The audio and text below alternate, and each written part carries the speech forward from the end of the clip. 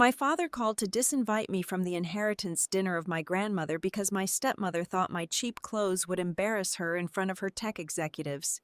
I smiled, agreed, and hung up the phone. They honestly believed I was just a pathetic tech support worker. They did not know the multi-million-dollar software powering her entire consulting firm belonged to me, and in exactly 2 hours, I was going to burn her empire to the ground. Hello, wonderful listeners of Daisy Revenge Stories. We are so grateful for your continued support of our channel. Unfortunately, YouTube has recently disabled our monetization features, leaving us without the budget to keep operating and paying our hardworking team. If you enjoy today's story, please consider supporting us with just $1 by scanning the QR code on your screen or clicking the donation link in the description or comments, so our staff can pay for their living expenses and continue creating these stories for you. My name is Audrey Carter. I am 32 years old, and to the outside world, specifically to my arrogant family, I am nothing more than a mid-level IT support drone living a remarkably dull and pathetic life in a perpetually gray corner of Seattle. The evening rain was driving hard against the reinforced, soundproof glass of my office when my personal cell phone began to buzz across the dark mahogany desk. The caller identification displayed the name Richard, my father. I let it ring 3 times, allowing the silence of the room to absorb the vibration, before I finally slid my finger across the screen to answer. "Audrey, are you there?" His voice was tight, carrying that familiar, exhausting edge of irritation he always managed to reserve just for me. "I am here, Dad," I replied, keeping my tone perfectly flat, entirely devoid of any sharp edges or emotion. "Listen, about the dinner tonight for your grandmother Margaret's inheritance," he started, stumbling over his words slightly before finding his usual condescending footing. "Carol and I have been discussing the guest list. As you know, Carol is using this gathering to host several top-tier technology chief executive officers. She is on the verge of expanding her consulting firm, Meridian Nexus, and this evening needs to project absolute perfection and high society luxury." He paused, clearly waiting for me to connect the dots and offer to step away voluntarily. When I offered him only dead silence, he sighed heavily into the receiver. "What I am saying, Audrey, is that your usual appearance and your unpolished demeanor simply will not fit in with the elite crowd Carol has assembled. You showing up in your cheap cardigans and scuffed shoes would completely ruin the luxurious image she has worked so hard to cultivate over the past 2 years. We cannot afford for you to make Carol look bad in front of these billionaires. I am sure you understand." He was formally disinviting his own daughter from her grandmother's memorial and inheritance dinner. Also, his young, fiercely ambitious wife could use the solemn event as a networking opportunity. A weaker person might have cried. A less disciplined person might have screamed and demanded her rightful seat at the table. I did neither of those things. "I completely understand, Dad," I said, injecting just enough meekness into my voice to sound appropriately defeated. "I would hate to ruin Carol's highly important night. I will stay home. Please send my regards to everyone." The massive wave of relief crashing over him was almost audible through the tiny phone speaker. "Thank you, Audrey. You are being very mature about this. We will send you a text next week to catch up." "Goodbye, Dad," I said, and ended the call. I placed the cheap, outdated smartphone face down on my desk. The exact moment the screen went black, the fragile facade of Audrey the pathetic IT girl completely vanished.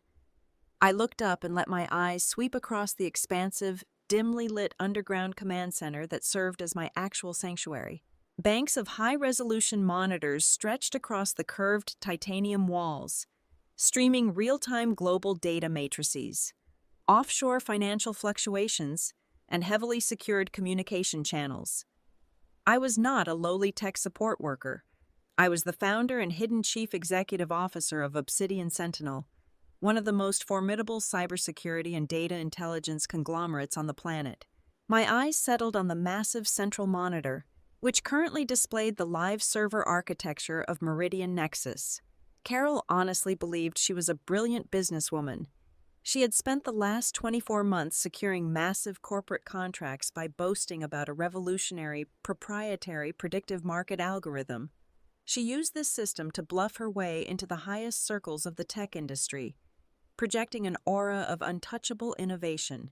What my dear stepmother did not know was that the immensely expensive data analysis system she paraded around was the exclusive patented property of Obsidian Sentinel. We had licensed it to her through a heavily layered shell company she firmly believed to be her most loyal strategic partner. She thought she was holding the keys to the kingdom. She did not realize I owned the locks, the doors, and the very ground she walked on. I reached across the sleek console and picked up a secure, encrypted satellite phone. I pressed a single speed dial button. It was answered on the first ring. "Good evening, Ms. Carter," said Elias Sterling, my chief legal counsel, his voice a smooth baritone of absolute, chilling professionalism. "Good evening, Elias," I replied, leaning back in my tailored leather chair. "My father just called. I have been officially barred from the inheritance dinner. They are clearing the stage for Carol's grand presentation to the tech executives." "How remarkably predictable of them," Elias noted dryly. "Shall we proceed with the prepared response?" "Yes," I said, my eyes locking onto the pulsing green nodes of Carol's borrowed network. "Authorize Protocol 0. I want the complete retrieval sequence initiated the exact second they sit down for the opening toast. Target time is exactly 8 o'clock tonight." "Protocol 0 is authorized and locked in for 8 o'clock. Elias confirmed without a trace of hesitation. "Meridian Nexus is about to experience a very abrupt reality check. Have a pleasant evening, Ms. Carter." "You too, Elias." I disconnected the secure line.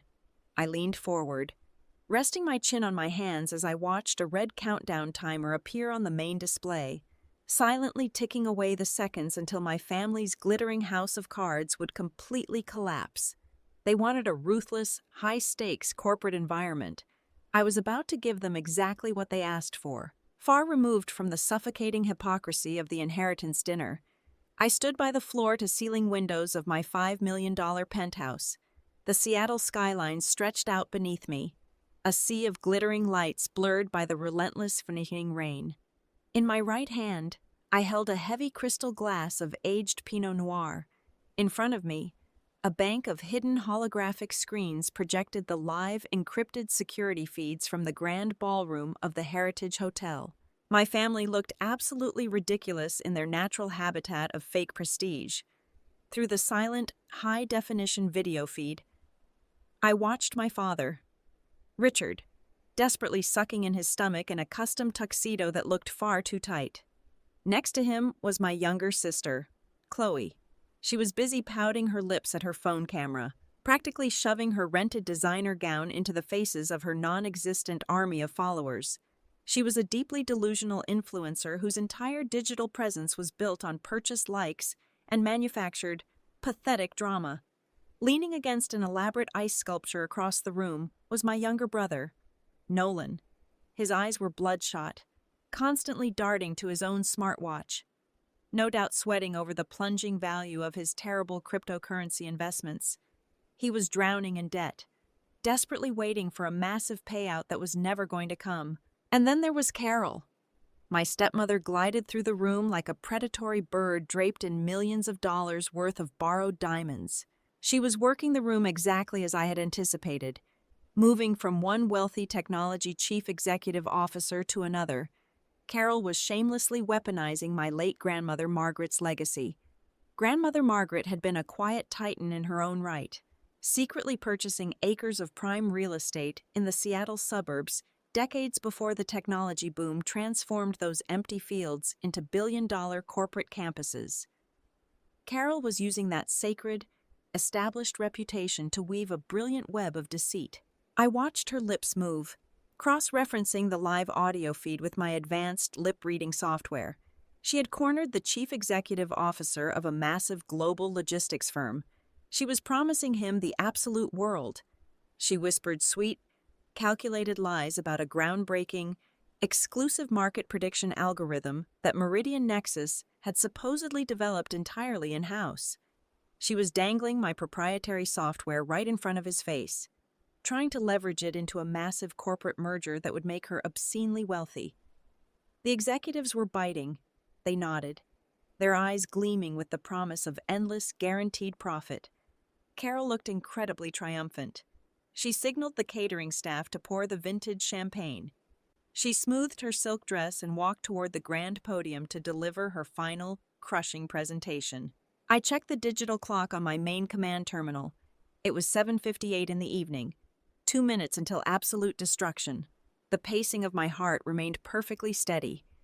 I took a slow, deliberate sip of the rich red wine, letting the complex flavors coat my tongue as the digital chaos prepared to unfold beneath my fingertips. On my secondary screens, millions of lines of execution code began to cascade like a silent digital waterfall. The malicious infiltration I had designed was not loud.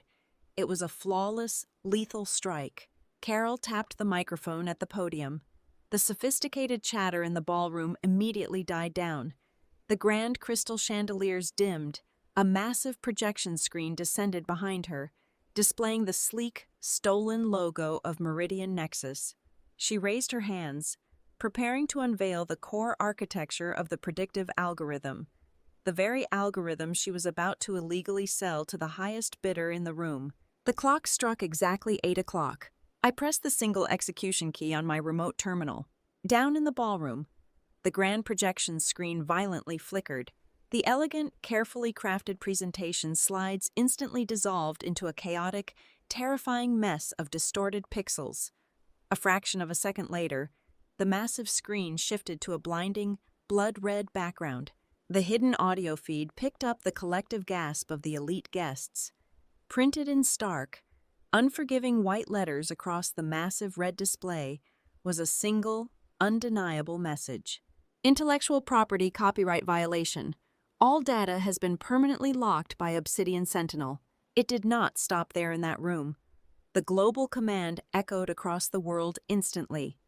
In Tokyo, London, and New York, every single server, laptop, and mobile device connected to the Meridian Nexus corporate network simultaneously went completely black. Their entire global infrastructure was paralyzed in less than 3 seconds. Absolute panic erupted in the Seattle ballroom. Carol frantically slammed her hands against the podium keyboard, her perfectly manicured nails clicking desperately against the plastic. But it was completely useless. The system was entirely dead. The wealthy chief executive officers she had spent months carefully grooming immediately realized they were being scammed. A man does not build a billion-dollar empire by ignoring glaring warning signs of corporate espionage. Chairs scraped loudly against the polished marble floor. The executives did not ask a single question. They simply stood up, their faces twisted in absolute disgust, and began marching out the grand double doors. Carol abandoned the podium, sprinting after them in her high heels, practically begging them to stay, grabbing at their tailored sleeves and pleading that it was just a temporary technical glitch, and they swatted her hands away like she was a diseased insect. My father stood completely frozen in the center of the room, the color rapidly draining from his face as the luxurious inheritance dinner mutated into a spectacular, humiliating disaster. I smiled. I finished the very last drop of my wine and placed the empty crystal glass on the cold steel table. Suddenly, the cheap burner phone I kept strictly for family communications began to vibrate violently against the mahogany wood of my desk. It buzzed once, twice, 10 times in a rapid succession. I picked it up and casually scrolled through the flood of incoming messages. There were 4 text messages from my father, suddenly very concerned about my evening and asking how I was doing. There were 7 frantic, misspelled messages from Nolan asking if I was awake and if I had my laptop nearby. And there was a direct message from Carol, dripping with fake, desperate affection, casually asking if her favorite technology genius stepdaughter could do a quick favor and look at a tiny computer bug for her from home. They were in an absolute freefall, desperately grasping for the cheap, compliant information technology worker they thought they could easily exploit to fix their broken toy. They had absolutely no idea they were begging the very architect of their destruction for salvation. I did not reply to a single one of them. I did not even read the rest of the pathetic messages. I simply held down the power button until the screen went completely black, tossing the useless piece of plastic into the bottom desk drawer. The heavy rain outside continued to beat against the glass, but inside my secure penthouse, everything was perfectly calm and remarkably quiet. I walked toward my master bedroom, pulled back the heavy silk sheets, and slipped into bed. Tomorrow, the real, suffocating chaos would begin for them. For now, I was going to get a wonderful night of sleep. By 9 o'clock on Monday morning, the magnificent corporate facade of Meridian Nexus was officially reduced to glowing embers. I sat comfortably in the tailored leather chair of my underground command center, a fresh cup of dark roast coffee warming my hands, as I watched the utter devastation unfold across my sprawling surveillance monitors. The live financial feeds were a beautiful, chaotic disaster. In less than 48 hours, the prestigious consulting company was staring directly into the terrifying abyss of total bankruptcy. Major global clients were relentlessly flooding Carol's legal departments with immediate threats of massive class action lawsuits regarding severe data breaches.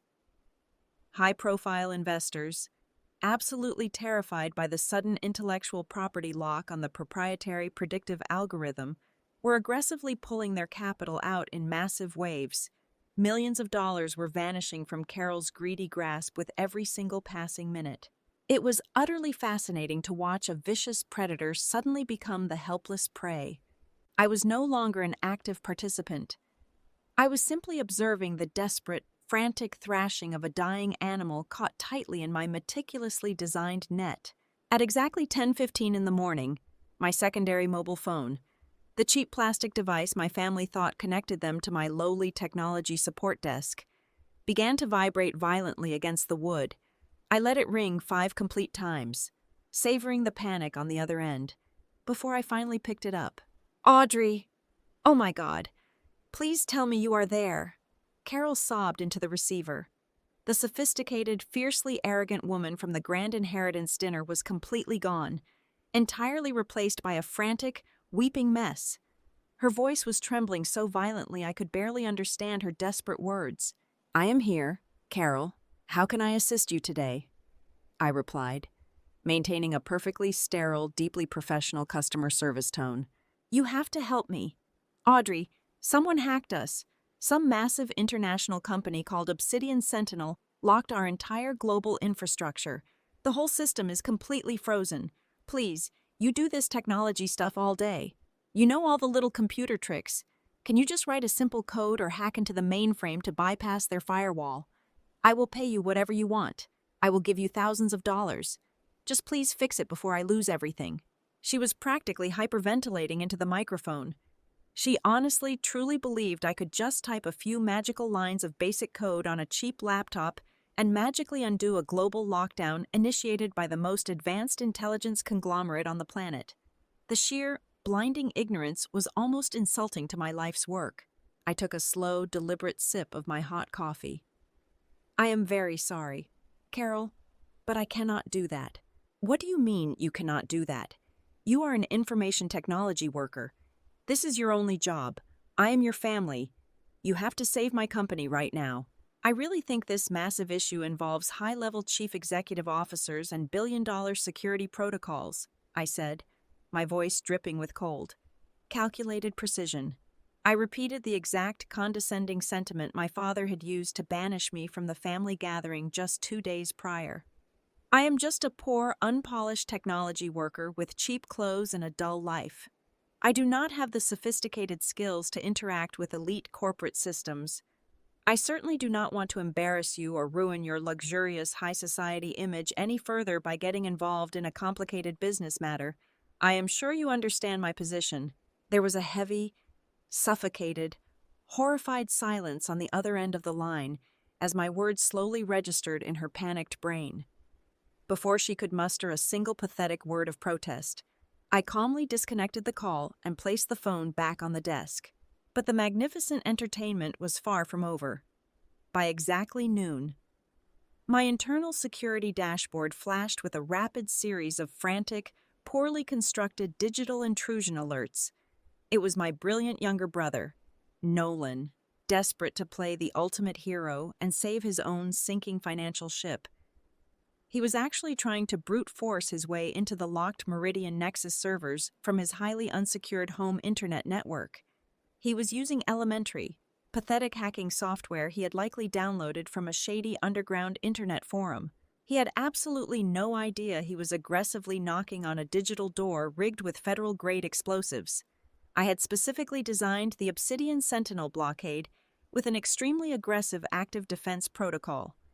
The exact moment Nolan's pathetic software touched my outer firewall, the system did not just block his access, it immediately traced his digital footprint, seized absolute control of his personal hard drives, and automatically forwarded a neatly packaged, undeniable dossier of his highly illegal offshore cryptocurrency transactions directly to the Cybercrimes Division of the Federal Bureau of Investigation. In his desperate, foolish attempt to unlock Carol's stolen data, Nolan had just willingly handed the federal authorities a detailed, glowing map of his own extensive financial crimes. The suffocating pressure cooker finally exploded later that afternoon. Through the hidden audio devices I had long ago embedded in my father's lavish home office, I listened intently as my family completely turned on one another like starving wolves. The fragile illusion of their perfect, wealthy household shattered into a million sharp, unforgiving pieces. "This is entirely your fault," my father screamed, his voice cracking with unprecedented rage. "You paraded that stolen software around like you owned the entire world. You angered the wrong corporate partner, Carol. You completely destroyed our family reputation and our fortune. I was trying to make us billionaires. Richard," Carol shrieked back, the sharp sound of an expensive vase shattering against the wall echoing loudly through the audio feed. "You were perfectly happy spending the money and drinking the champagne when the contracts were signing." Over their vicious, hateful screaming, I could hear Chloe loudly sobbing in the adjacent hallway. Her secret, high-limit credit card accounts, the ones she used exclusively to fund her fake, glamorous influencer lifestyle, had just been completely frozen by the bank due to the sudden, catastrophic collapse of her guarantor's assets. They were viciously tearing each other apart, completely unaware that the silent architect of their absolute misery was listening to every single agonizing word. Suddenly, my secure, heavily encrypted terminal chimed softly. The caller identification displayed the name Elias Sterling. I answered the line immediately. "Good afternoon, Ms. Carter," Elias said, his smooth baritone voice carrying a rare, distinct hint of amusement.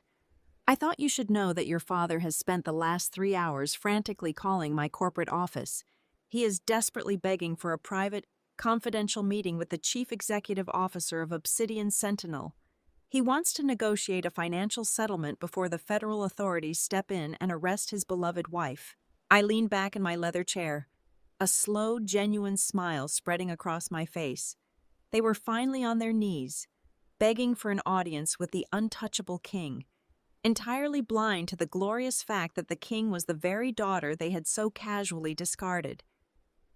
"How remarkably convenient for everyone," I replied softly, my eyes fixed on the chaotic security feeds.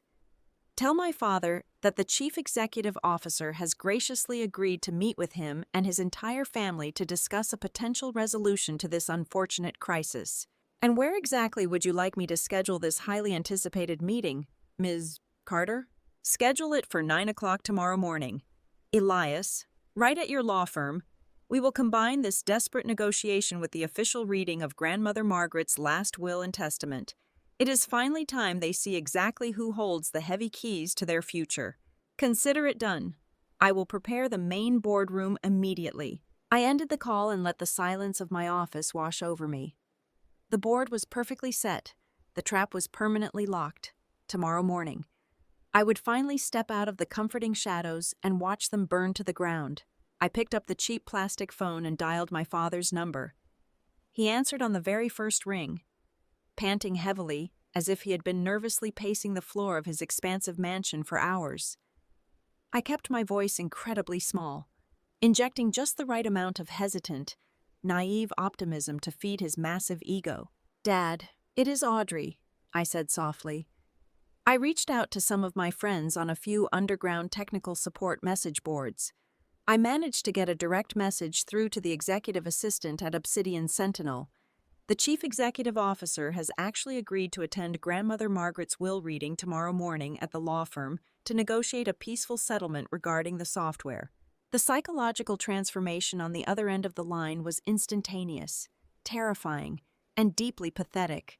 The desperate, broken man from the hidden audio feeds completely vanished in a matter of seconds. He was entirely replaced by the arrogant, entitled patriarch who fundamentally believed the universe inherently owed him a massive favor. "Audrey, well, I suppose that is acceptable work for someone in your position," he said, loudly clearing his throat to regain his commanding, authoritative posture. "Listen to me very carefully. This is a high-stakes, multi-million-dollar negotiation with a remarkably powerful person. When you arrive at the law firm tomorrow morning, you are to stand quietly in the far back corner of the room. Do not speak unless you are directly spoken to. Wear something modest and plain. Absolutely nothing that draws attention to yourself. Carol and I will handle the actual business discussion. We simply cannot have your severe lack of sophistication and your awkward demeanor ruining this delicate opportunity. Do you understand me?" I smiled warmly into the empty, silent room, thoroughly enjoying the profound irony of his ridiculous demands. "I understand completely, Dad. I will stay completely out of your way and let you handle the powerful people." While my father and Carol were busy practicing their fake corporate apologies and rehearsing their pathetic groveling, a completely different nightmare was quietly unfolding for my two younger siblings. Over the past 3 years, both Chloe and Nolan had secretly teetered on the absolute edge of severe financial ruin. Chloe had racked up exactly $450,000 in secret credit card debt to fund her fake, glamorous digital lifestyle. Nolan had lost nearly $600,000 in terrible, unregulated cryptocurrency investments, both times.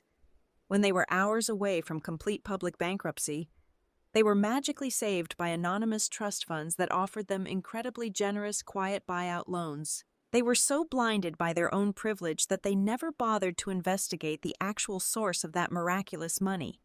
If they had possessed even a fraction of basic intelligence, they would have realized those anonymous trusts were managed by a quiet, aggressive subsidiary of Obsidian Sentinel. I had intentionally bought their massive debts. I legally owned them. And at exactly 4 o'clock that afternoon, I officially called those massive debts in. My secure surveillance feeds captured the exact moment the digital foreclosure notices hit their respective devices.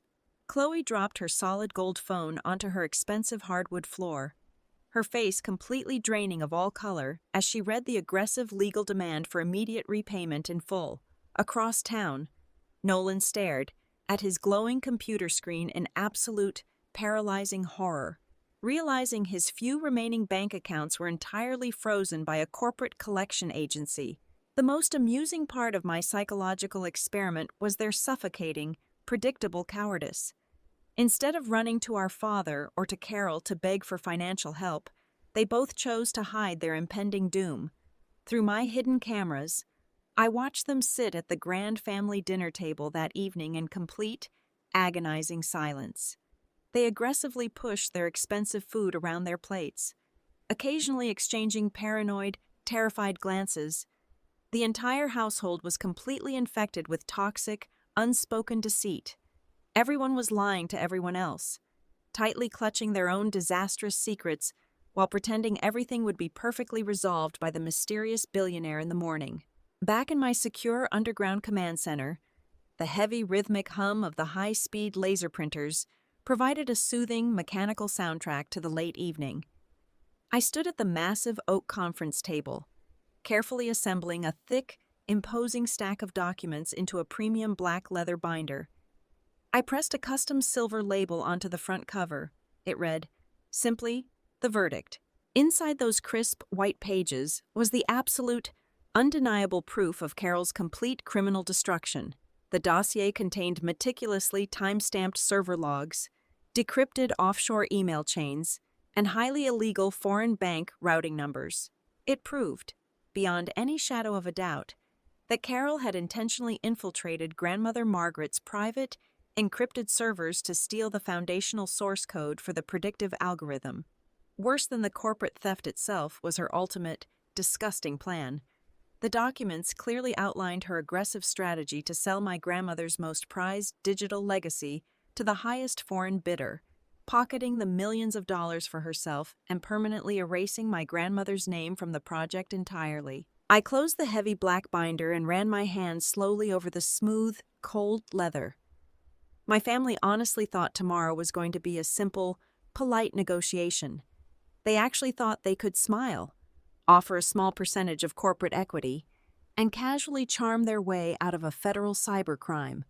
They were willingly walking into a meticulously designed slaughterhouse, aggressively polishing the very knives that were about to end their entire privileged existence. Tuesday morning arrived with a vicious, driving rainstorm that violently lashed against the floor-to-ceiling windows of the Sterling & Associates legal headquarters, located on the 65th floor of the most prestigious commercial skyscraper in downtown Seattle. The grand boardroom was a masterpiece of intimidating corporate architecture. The massive room featured a sprawling table carved from a single slab of black marble, surrounded by genuine leather chairs that cost more than most people earned in an entire year. At exactly 15 minutes before 9 o'clock, my family sat around that massive table, practically vibrating with suffocating anxiety. Through the discreet security cameras I had installed in the firm years ago, I watched them from a private viewing room down the hall. My father, Richard, kept aggressively adjusting his expensive silk tie, his face flushed with a toxic mixture of desperation and misplaced arrogance. Carol sat rigidly next to him, aggressively checking her reflection in her phone screen, desperately trying to maintain the flawless, untouchable image of a high-society businesswoman. She was completely oblivious to the fact that she was currently sitting on a digital explosive. At the far end of the table, my younger siblings, Chloe and Nolan, sat perfectly still. They looked entirely hollowed out, completely paralyzed by the terrifying, massive debt collection notices they had secretly received the previous afternoon. The air in the boardroom was incredibly thick with unspoken lies and absolute panic. They were all desperately waiting for the mysterious billionaire savior to walk through those doors and magically solve their catastrophic problems. At exactly 9 o'clock, the heavy mahogany doors of the grand boardroom swung open.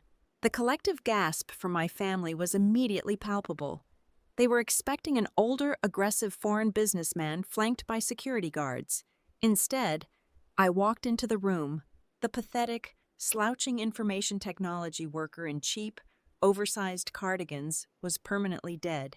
I strode into the freezing boardroom wearing a charcoal gray, custom-tailored Tom Ford suit that cut a razor-sharp silhouette across the room. Beneath the perfectly pressed jacket, I wore a pristine white silk blouse. On my left wrist, catching the cold morning light, rested a platinum Patek Philippe Nautilus watch worth more than my father's entire luxury car collection. My posture was absolute, unbroken steel.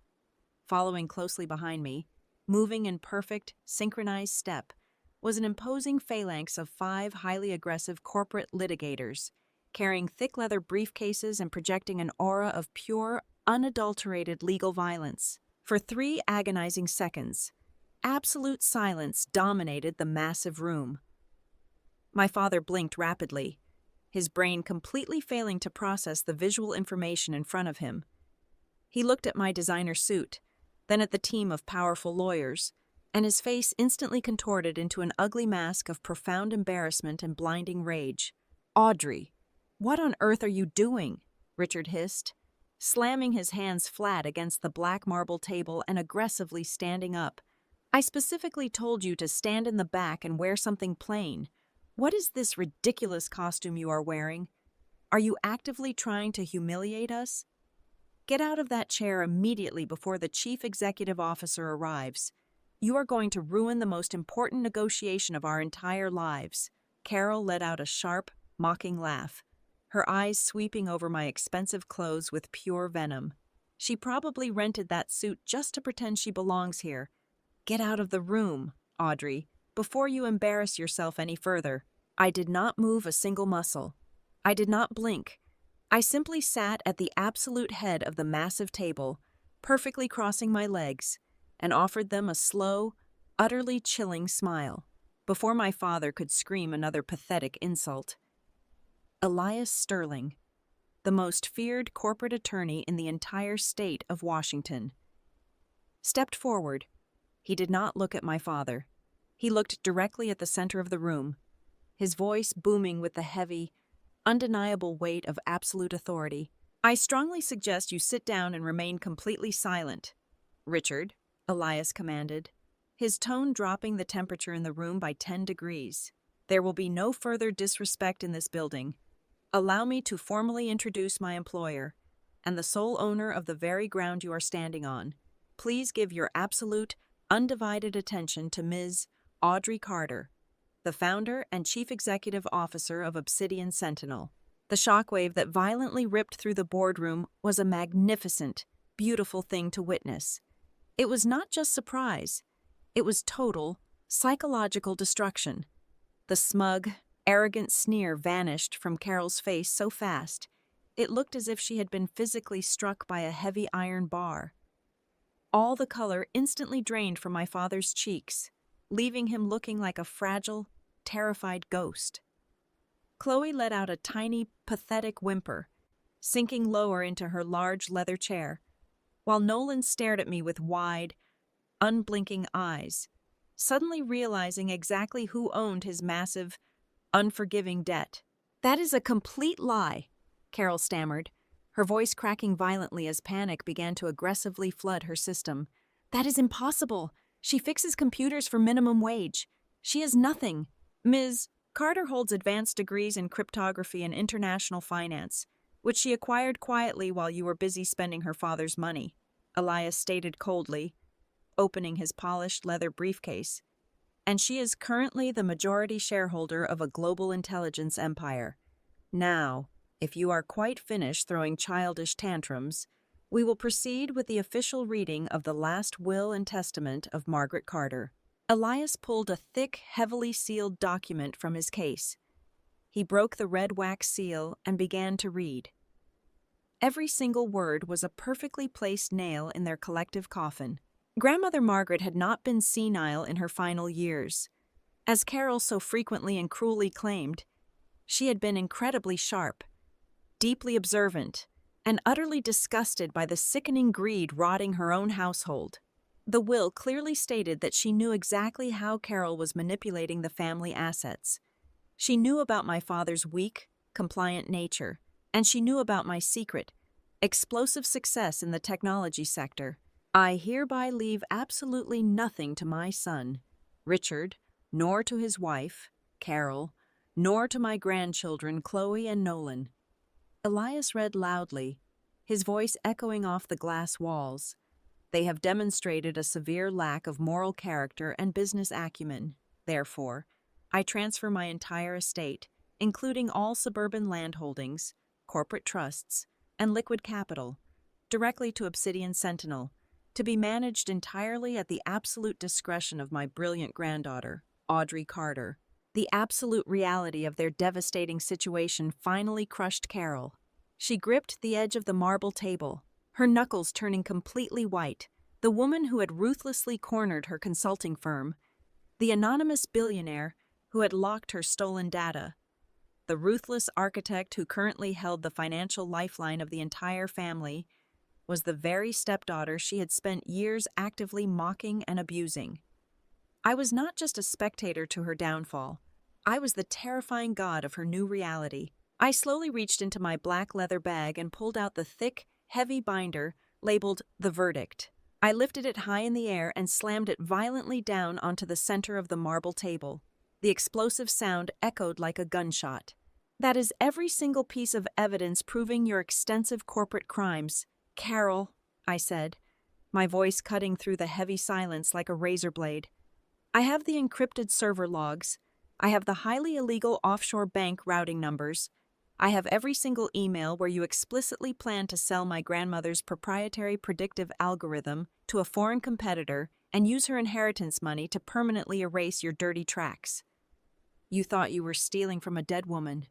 You were actually stealing directly from me. The physical collapse of my father was immediate and utterly pathetic. The towering, arrogant patriarch who had confidently banished me from a family dinner party less than 48 hours ago was completely gone. In his place sat a broken, trembling old man. He reached out with shaking hands, his fingers hovering over the heavy black binder but too terrified to actually touch the leather cover. "Audrey, please," Richard stammered, his voice cracking into a high-pitched, desperate whine.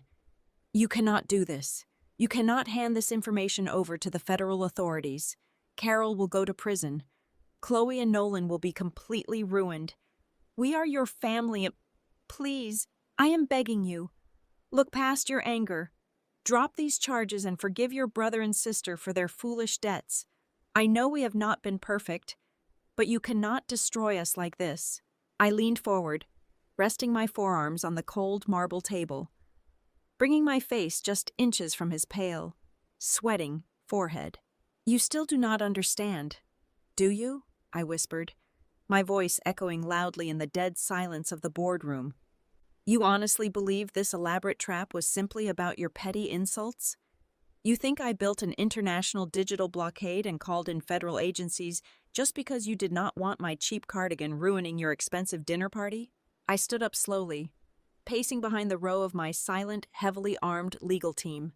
"That proprietary predictive algorithm you stole?" "Carol," I said, locking my eyes directly onto my stepmother's terrified, tear-stained face. "The exact same code you paraded around as your own brilliant invention. That was not just a random piece of technology. That software was the very last project Grandmother Margaret and I built together, before she died. She secretly funded the entire incubation phase of Obsidian Sentinel. She believed in my vision when the rest of you were too busy laughing at me and calling me a failure.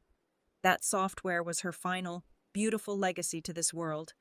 And you," my voice dropped to a lethal, razor-sharp octave, "you tried to rip her legacy from her cold, dead hands to sell it to a foreign competitor so you could buy more rented diamonds. You did not just insult me. You tried to rob the grave of the very woman who gave you absolutely everything." The horrifying realization hit them like a physical blow. Carol buried her face in her trembling hands, letting out a loud, suffocated sob. Chloe and Nolan looked physically sick, staring blankly at the polished floor as the absolute gravity of their betrayal crushed whatever tiny amount of hope they had left. Elias Sterling stepped forward once again, smoothly sliding 4 thick, legally binding documents across the black marble table, along with a single, heavy silver fountain pen.